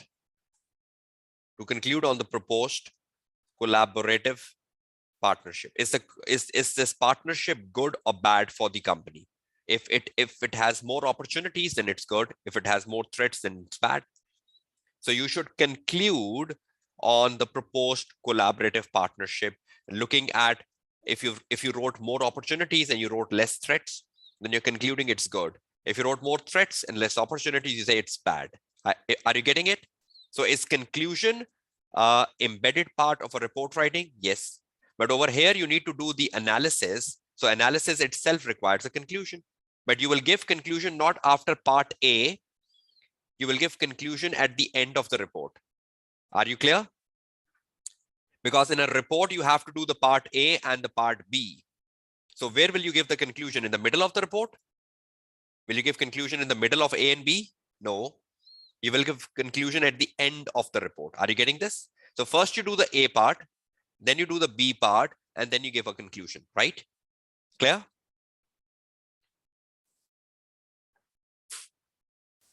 So if any student is considering from the evidence, the opportunities and threat, you're fetching your marks. So you're just considering O and T from the evidence available. So are you taking any hypothetical assumptions for O and T? No, not conclusion for both parts, right, Alana? Look at the second part. The second part is asking for, yes, the second part is also asking for evaluate. So you have to give conclusion for both. So if the second part would have asked for recommend or something like explain, then you would not have given conclusion. So you will give a conclusion overall for A and B. And I will tell you what exactly should be the length of conclusion. So the second part is asking for evaluation as well. So, and the good part is, Alana, you're writing a report. So irrespective whether the examiner is asking for analyze or evaluate, our report ends with a conclusion. Our report ends with a conclusion, irrespective whether the examiner is asking you to analyze or evaluate or not. I hope you're clear on that. But yes, in this question, we haven't analyzed, we haven't evaluated, so we have to give a conclusion for A and B both. I hope you're clear. Good, thank you. Okay, moving on. So if any student consider O and T from the information available, are you on the right track to fetch most of the professional marks by demonstrating the analysis skill? But if any student write hypothetical ONTs, out of case ONTs, you think about journal ONTs, are you fetching marks? So you need not to bring your hypothetical analysis here, right? If you are bringing your hypothetical analysis, you're not fetching marks because examiner is saying you just need to look into the available evidence. And from the available evidence, you need to judge the ONTs. So are we going out of the evidence? No, in the evidence. I hope you're understanding, right? So that's the way you fetch 4 marks here. I hope you're clear on demonstrating analysis skill. So let's do a key conclusion. So if we have 4 marks is equal to considering O and T from the info available, not out of it, not out of it, plus right format report, plus headings, short paras. So you need to demonstrate the journal professionalism when you're writing the part A answer. In the part A answer, you're giving headings and short paragraphs. Opportunities is a main heading, but under opportunities, there will be subheadings. Threats is the main heading, then under threats, there will be subheadings, right? So a lot of headings, shorter paragraphs, putting the right format, which is the report, and considering the O and T's from the available information, that is fetching you most of the 4 marks. Are you clear with this, everyone? Should move on to this next part. But also tell me, are you gaining something out of this discussion? Is it really benefiting you? Because I'm the speaker, right? So I'm just speaking, but you are the stakeholders. Are you benefiting out of this interaction? Are you getting something? Okay, yes, I can do it. I will do it. Okay, that's great. And have you learned something new, which you were not doing a week before exams? So now when you sit down to do the papers, will you do them in a different way, in a better way? Now tell me honestly, before I just quickly move on, understanding the requirement, the technical and professional side in the reading and planning time, is that crucial? How much time you give to the understanding of the requirement? I believe if you increase the time on understanding the requirement and the professional mark, can you do a better answer? Can you do a better answer? But students are in so hurry in reading the requirements, in reading the professional marks, that they don't understand anything. And the bad thing they do is the professional marks. And I believe students score very less on professional marks if you fail in SBL paper. And any student who passed the SBL paper scores good on professional marks. And I always tell my students, aim for at least 12 to 15 marks out of 20. And it's possible. I hope you're understanding. Professional marks gaining is possible, right? It's easy. It's easy. It's easy, provided you know how to do it. Okay, let's move on to the task B. Explain. What explain? What is meant by value for money? Is that like putting a definition? Explain what is meant by value for money obligation of the Department of Health. So everyone knows the definition of value for money, the 3 E's, right? Just putting that definition, a pretty simple marks in SPL context, right? 3 E's. And then the examiner says, as mentioned in the proposal. So the value for money as mentioned in the proposal. So are you giving an out of case definition? No, you need to think about what is meant by value for money in the proposal, not out of the proposal. So you generally know the definition, right? But you should not write a very rote learned definition. You should adapt your definition to as mentioned in the proposal. I'll just come back to it. And then the examiner says, and I hope you can all see the and evaluate. What we need to evaluate? The challenges for Optima in delivery of the BFIT program. Now, BFIT program is part of that collaborative partnership, which you are doing with the health department. So what challenges will you face when you're delivering this BFIT program as an organization? Let's look into the breakup of the technical marks. First, you need to explain what is meant by value for money. But the better part is as mentioned in the proposal. That's the critical part of it. Bracket open, as mentioned in the proposal. Just let's keep 2 marks for it out of the 10, because meant is like 2 marks, not more than that. Explain what is meant by the value for money as mentioned in the proposal. So if anyone writes just a rote learned definition of 3 E's, are you fetching your 2 marks? No, probably maximum 1 mark. So what is meant by value for money? So adapt the definition you know about VFM. Adapt the definition you know about VFM in the context of the proposal to fetch most of the 2 marks. Am I correct? But if you just write a journal definition of VFM you learned in the AA paper, the F8 paper, and you say, oh, just I get 2 marks, no. So adapting the definition is the key here, not a rote learned definition. Are you all clear? Next. Okay, challenges, potential challenges for Optima in delivering the BFIT program. So what potential challenges for Optima in delivering the BFIT program? How many marks are we left with? 8 marks. So divided by 2 is equal to 4 challenges. 4 challenges in maximum, right? So 4 challenges in maximum because we're left with 8 marks because we've already taken the 2 marks in what is meant by this, right? Okay, that's great. So potential challenges. Challenges means obstacles, limitations, barriers, right, in delivering the BFIT program. So what challenges will you have? So this is to be evaluated. Challenges evaluated means you have to conclude on that as well, right? So these challenges are to be evaluated. Evaluated. So every time you write evaluated, you have to give a conclusion of that as well. Okay, next. Demonstrating. What are we demonstrating? Evaluation skills in assessing the challenges of meeting the public sector performance criteria. What challenges will Optima be facing in meeting the public sector performance criteria? So will the public sector performance criteria be given in the case study? Definitely. So what challenges will you face as an organization in meeting the public sector performance criteria? You need to assess that. So assessing the challenges.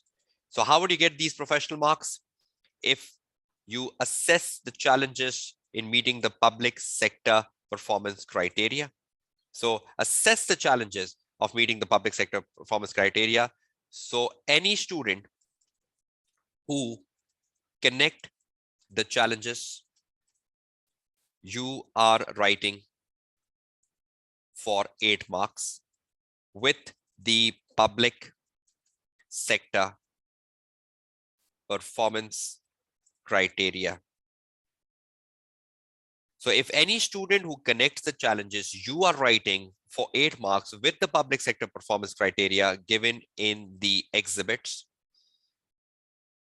you are better evaluating you are better evaluating challenges against another student who is not connecting, challenges to the public sector performance criteria. Read this statement and tell me, are you clear with this? Just read it in like 5 seconds. Tell me, are you clear with what I wrote in the bracket? 2 students, 1 student, second student, and tell me, are you clear?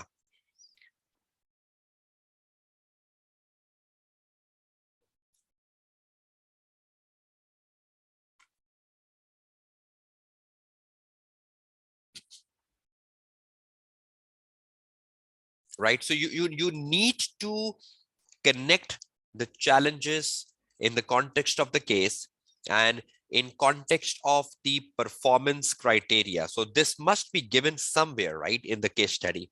So if you are connecting the challenges in the context of the performance criteria for Optima, you are writing a better challenge for 8 marks. So assess the challenge. Now, again, we know when you are assessing the challenge, assessing or evaluating the challenge, there might be many challenges, right? Means to conclude. And again, you're writing a report. In the report, conclusion will come at the end of report. Means to conclude. In the report, conclusion will come at the end of the report. So you have to conclude. So now when you're writing a report, see how you are structuring the report. Just look at this for 1 minute. If I'm writing a report, how would it look like? I'll say report, whatever the format is, we'll come back to the format. But in the report, you have the first part A, and we have the second part B, right? Something like this. I'll just show you the format of the report, how to write it. Okay, in the A part, what we are looking at? We are looking at the opportunities and threats, right?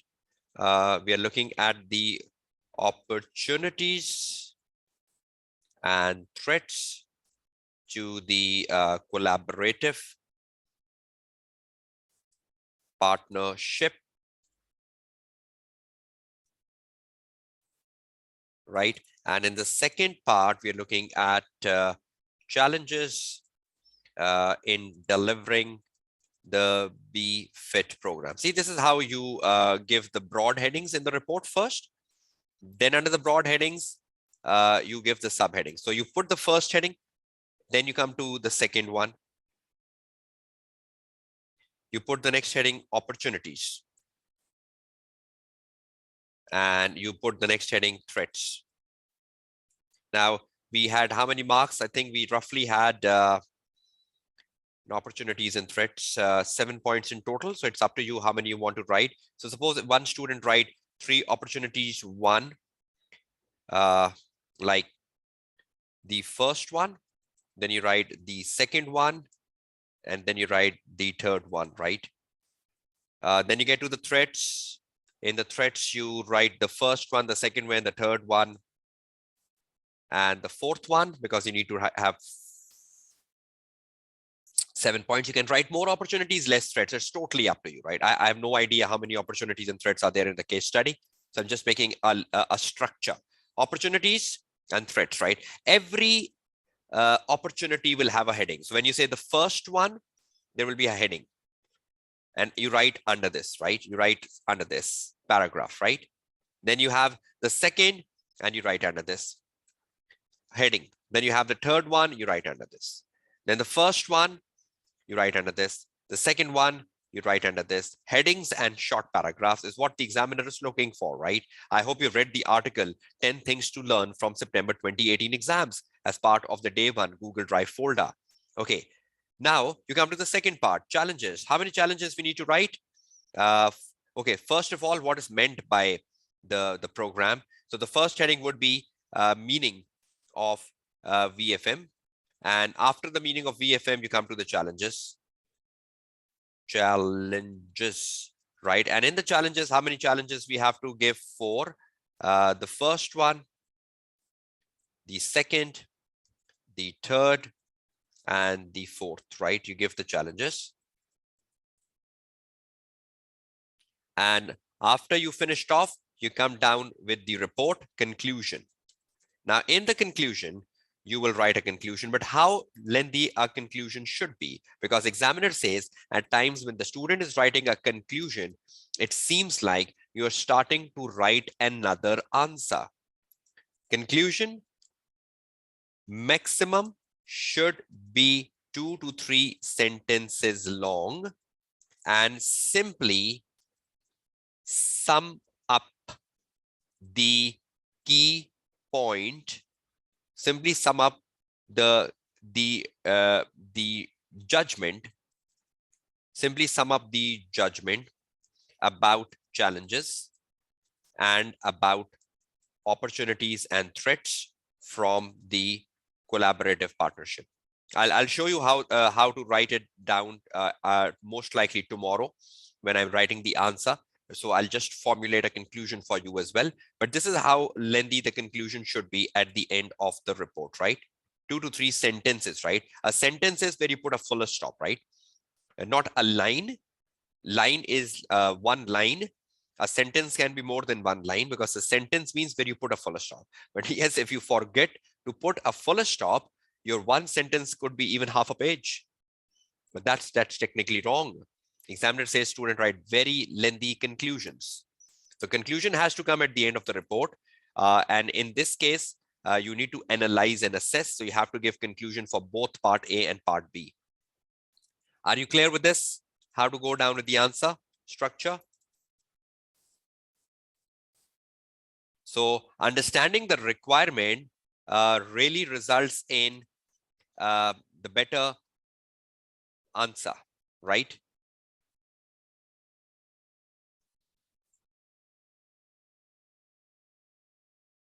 Yes. In the report, when you give the introduction in the report, the introduction covers both the A and B part, right? Introduction covers both A and B part. And then in the report, normally a report starts with a header, to, from, subject, and at times you even put a date. If not, you can ignore that out in exam paper. You have a very formal structure to report, right? To, from, date, subject. So that's a very formal introduction. The subject of the report, the date. You can even avoid date in exam if you want to. And you say to, from, subject, and you start with the introduction. So that's quite a typical format of a report you can go with. There are numerous formats of report writings, right? This is the simplest one. And you go down writing the answer. Is that clear? Okay, let's move on to the next quick requirements, finishing off the task and the analysis of the technical and professional marks. So when we go into day 3, we're directly reading the exhibits, dumping information, and writing the answer. And that would be more quicker in day 3. Okay, task 3A and B. Okay, briefing note. So you have to prepare a briefing note again. We'll see the format of that when we are writing the answer. And a briefing note for the finance director, A and B, pretty simple part, and then one demonstration. Okay, in the first part, you need to discuss the opportunities again and the threats. So pretty simple looking part again. But this time, the opportunities and threats of implementing the big data analytics. So what are opportunities and threats for implementing the big data analytics to Optima? So bullet, and opportunities and threats of implementing the big data analytics, control C, control V, is equal to 12 marks divided by 2 is equal to 6 in total. Opportunities and threats. So 6 in total opportunities and threats, right? Okay. Again, but those opportunities and threats should be connected with Optima, case specific. That's the key of the day 2 webinar. Then you get down to the second requirement. Discuss. What are we discussing? Benefits. Okay, benefits to Optima and the members for using the mobile technology. So benefits for Optima and members for using the mobile technology to market and deliver its services. Control C, you bring it down and you say, okay, benefits to Optima and the members for using the mobile technology. We have 8 marks divided by 2 marks.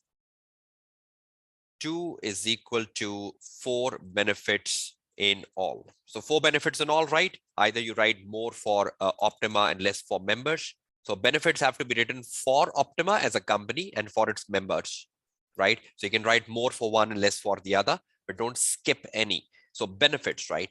One is the benefits and one is the opportunities and threats. A pretty simple looking part, right? I think in the whole paper, September, December 21, opportunities, threats, benefits is like the focal area. And that saves a lot of time when you're working on opportunities and threats because they have to come out of the case study. Demonstrating. We're demonstrating the skepticism skill, but again, the examiner is telling us how. Skepticism skill in questioning the opinions and assertions made in the meeting about the use of big data analytics. So that means in one of the exhibit, there must be a meeting between the board members and they must be arguing. Some must be liking big data, some might not be. There must be some opinions about big data from director A, director B, director C. So you are questioning the opinions of the people, opinions and assertions made in the meeting about the use of big data analytics. So means there is a divided opinion and mobile technology.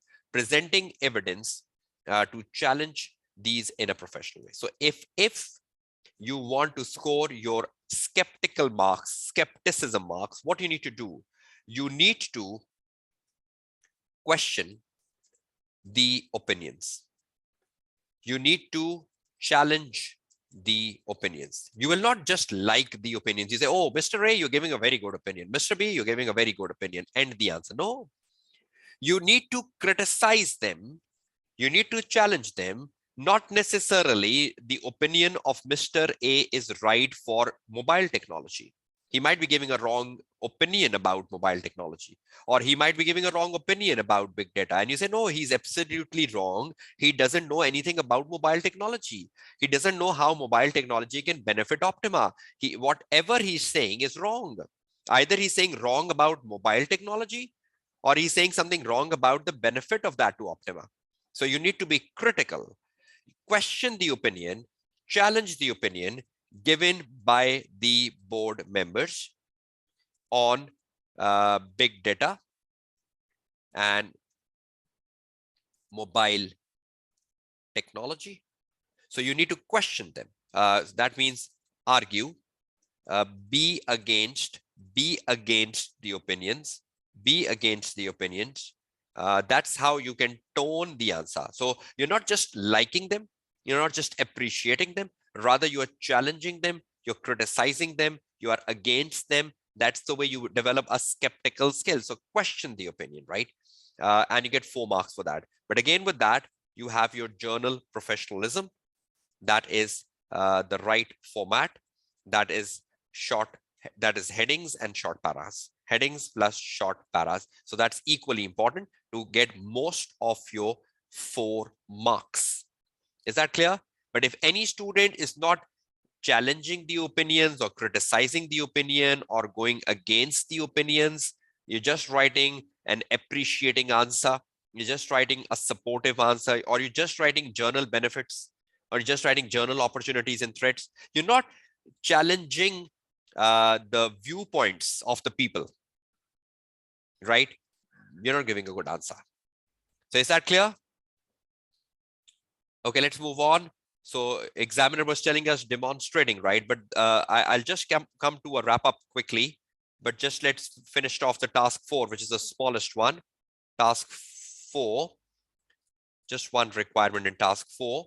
So that was the smallest in the whole exam paper. Let's go down with task 4 and then wrap up the discussion for a fresh start for day 3 then. Okay, task 4. Report for the next board meeting. Again, a report evaluates the impact of the weakness and recommends the action to address the weakness for 15 marks. Pretty simple. So you just need to write a report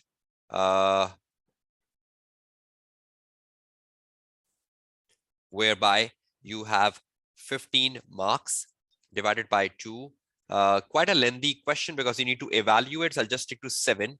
You just need to get down with 7 weaknesses and 7 actions is equal to 15 marks.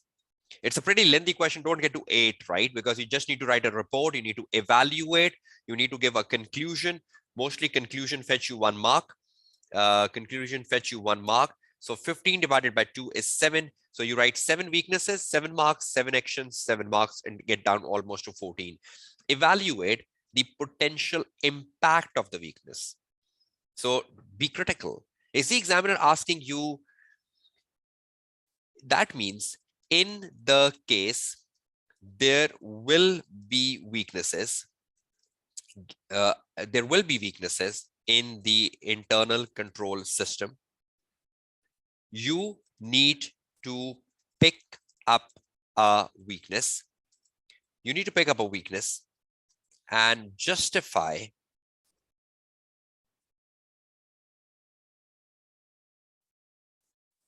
the potential impact of the weakness. You're not just wasting time explaining why it is a weakness. You can do so if you want to justify a point before you come to the impact. But if any student just tell why it is a weakness and not explaining the impact, that is the worst student. But if any student to develop a point tells this is why it is a weakness and then tells the impact, you're a better student. So in the case there will be a weakness in the system, you need to pick up the weakness and justify the potential impact of the weakness for Optima. What will be the impact for Optima of the weakness? To fetch your 1 mark per weakness. Then for each weakness, recommend an action which is suitable in context of case and beneficial to Optima. So try to write action which is suitable for Optima, beneficial for Optima. So for each weakness, recommend an action, and each action is worth 1 mark. Each action is worth 1 mark. I hope this is pretty simple question. You do this so much time in the AA paper as well, evaluating the weaknesses, right? So that's how you go down with it. Demonstrating evaluation skills to objectively appraise. So you need to demonstrate the evaluation skills. Again, you need to give a conclusion to objectively appraise the implication of the weaknesses identified and to make well-reasoned recommendations. See this? This is exactly what I wrote above.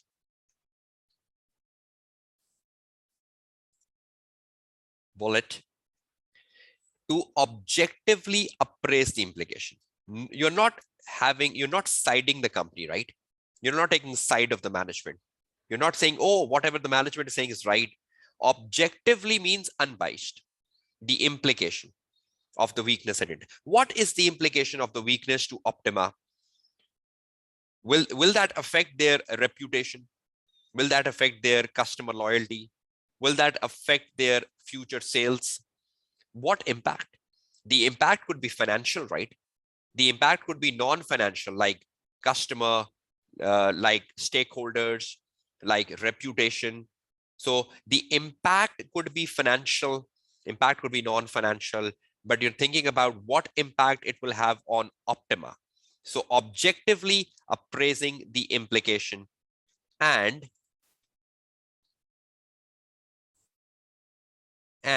making well-reasoned recommendation. How would you make well-reasoned recommendations? Only if you connect them with Optima, right? So you need to objectively appraise implications. What is the impact of the weakness for Optima, either financial or non-financial? So you need to think about an impact for Optima, financial or non-financial. And secondly, well-reasoned recommendations. This is what exactly I wrote above, right? Well-reasoned recommendations in context of Optima or in context of the case scenario. So telling something which is good for Optima, telling a recommendation which suits Optima, which is better for Optima, rather than writing a very journal action. So objectively appraising the implication and well-reasoned recommendation. That's how you fetch most of the 3 marks, right? Again, give a conclusion as the examiner is asking for evaluating. And even it's a report writing, which demands conclusion at the end of report, right? Short paras, headings, not repeating points, not repeating information or points. This is how you can fetch most of your professional marks. I hope you're fine with it, all of you. Okay. So I hope you like the analysis of the requirements, breakdown of the requirements, marks, how to fetch things up. No learning of the definitions, of skills. It's about reading the statement of the examiner, what exactly the examiner wants you to demonstrate and how. I hope the statement of demonstrating is pretty clear in exam, right?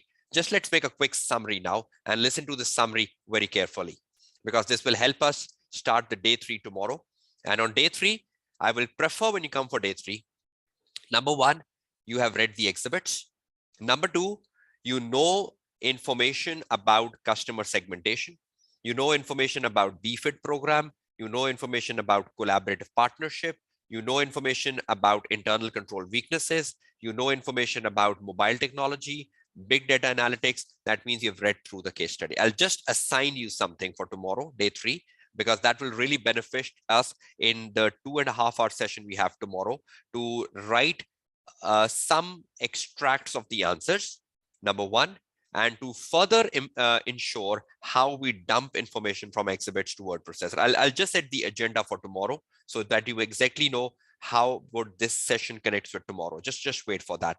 Just first, let's put a quick summary of key learnings from day 2.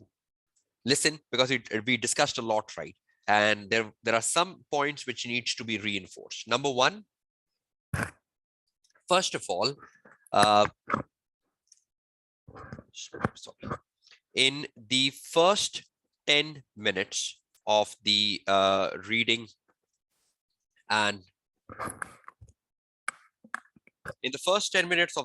and planning time, RAPT, ensure you copy paste the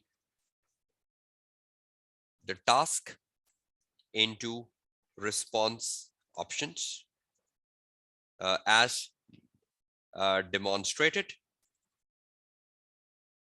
in the webinar. I hope that's fine, number 1. Number 2, in the later 50 minutes, you will read exhibits and dump information from exhibits to the word processors, to the response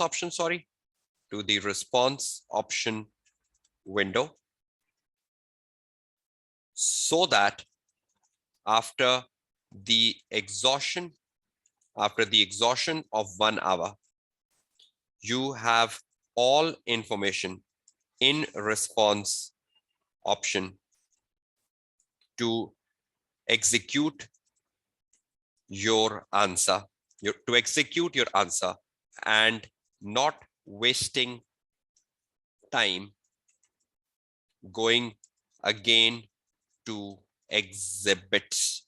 This will be demonstrated on day 3 of the webinar, right?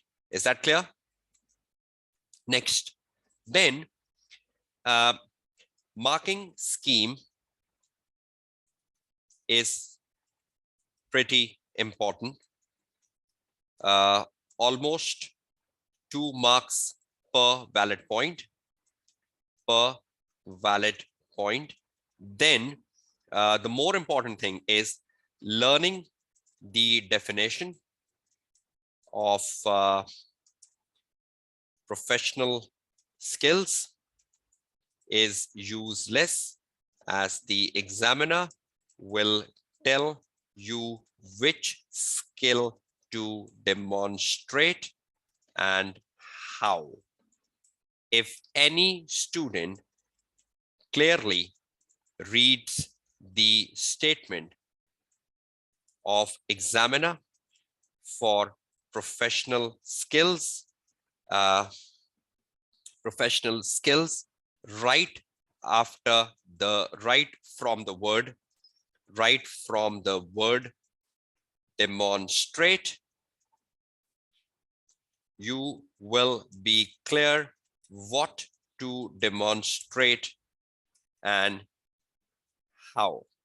Examiner will exactly tell you how to implement the skill in your answer as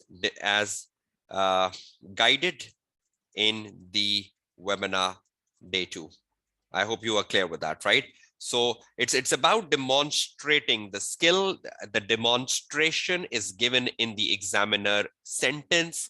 If you read the examiner sentence the way we have done today, you are in a better position to know how to demonstrate. And if any student picks how to demonstrate, you will finally be demonstrating evaluation, commercial acumen, skepticism, or whatever.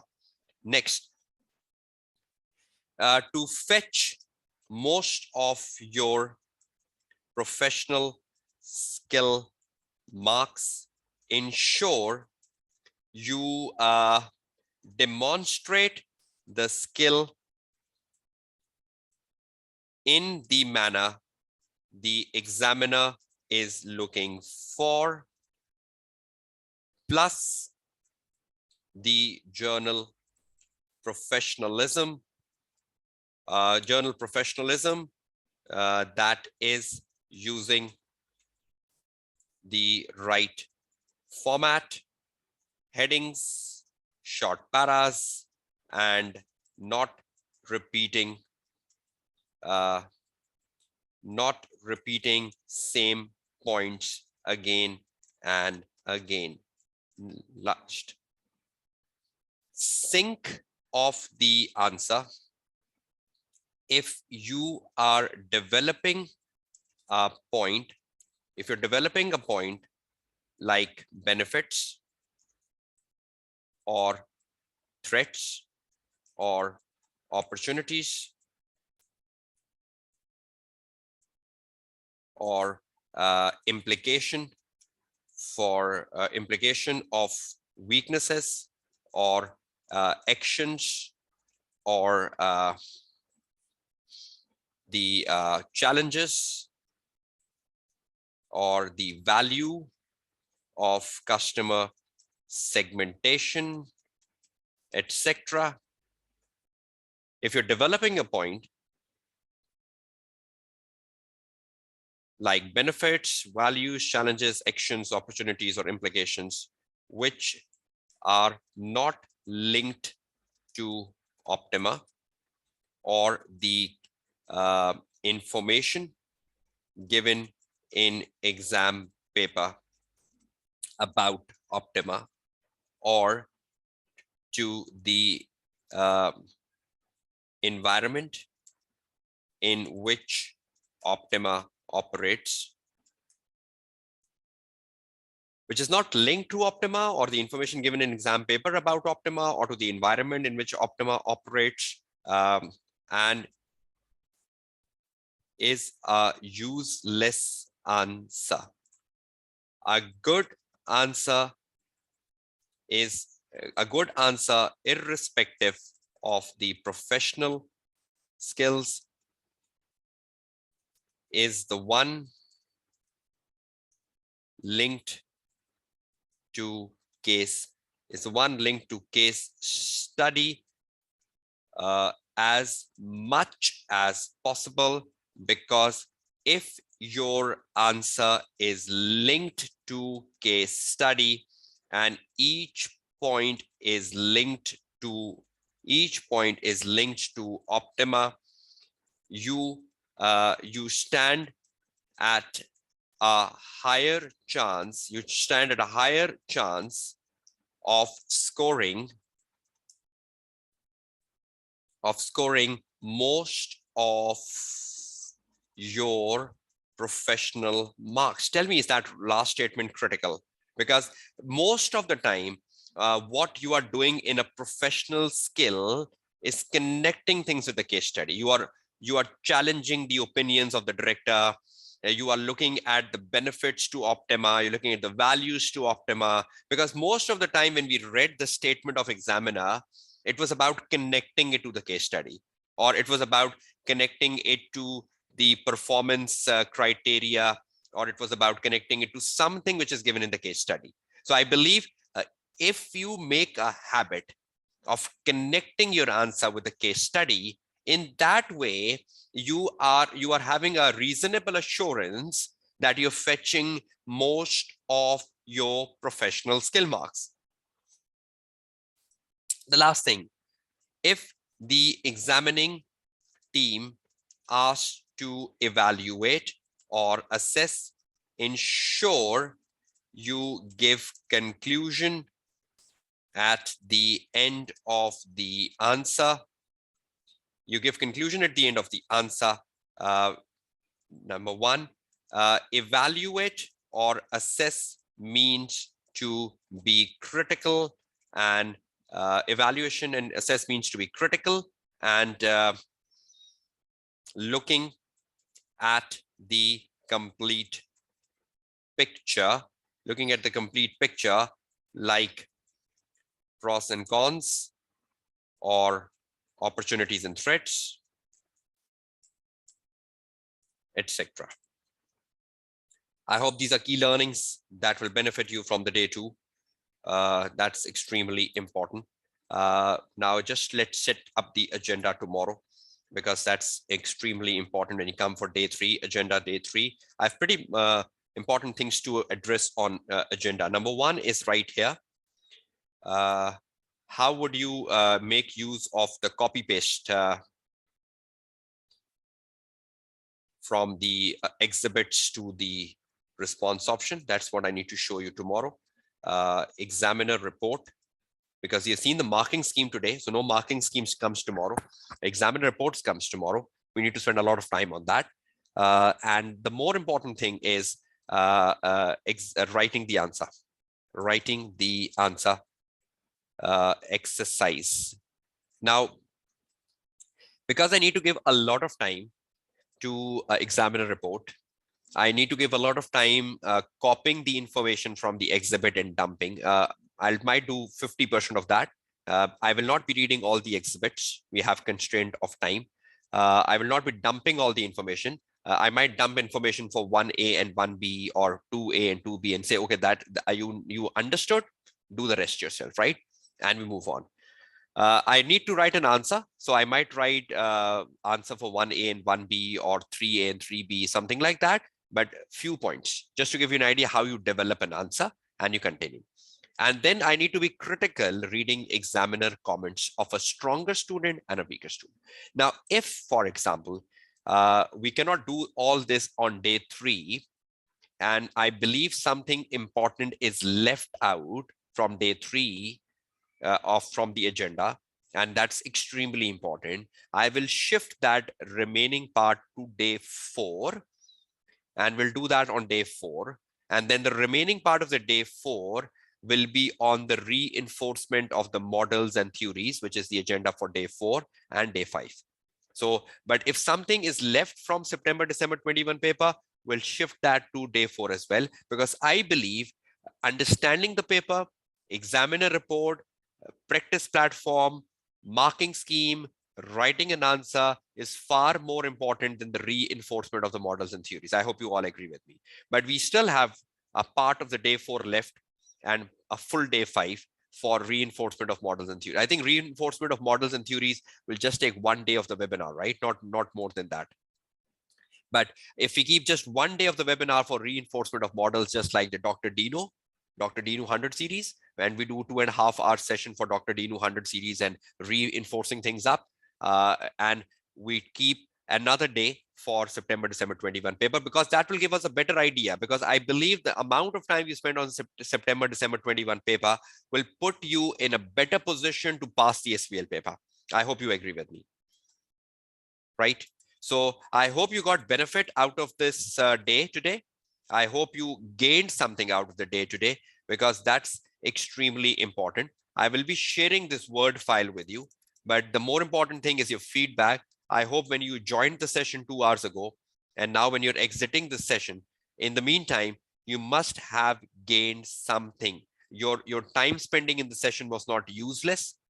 I hope the time you spend here worth the time and worth your efforts of joining this live class, because that's extremely important. Okay, just in 1 minute, can you all tell me what have you gained out of the day 2 today? What was the best gaining part of the day 2? One sentence answer, quick. What is the best thing you gained today? Okay, that's extremely good that you started loving SBL after my webinars. You should start loving SBL, because SBL is the paper you have to give. It's not a strategic optional paper. It's a strategic, it's an essential paper. Irrespective of the tutor, you have to give it. But really thankful for that comment. Okay, what is the key learning from today? All of you. What do you believe? Oh, I learned this, which I didn't knew. Okay, number 1, Ellen is saying dividing the requirements. Jonas is saying smart way of answering SBL. Good.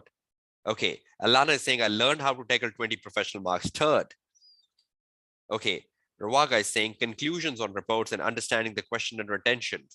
Fourth. Good. Shu is saying know how to understand the professional skill means. Okay, great. And you're clear on that, Shu, right? And that will benefit you, right? I hope you all got clarity on professional marks. I hope you all got a better definition of professional marks, right? I'm just ending the webinar now. Thank you so much.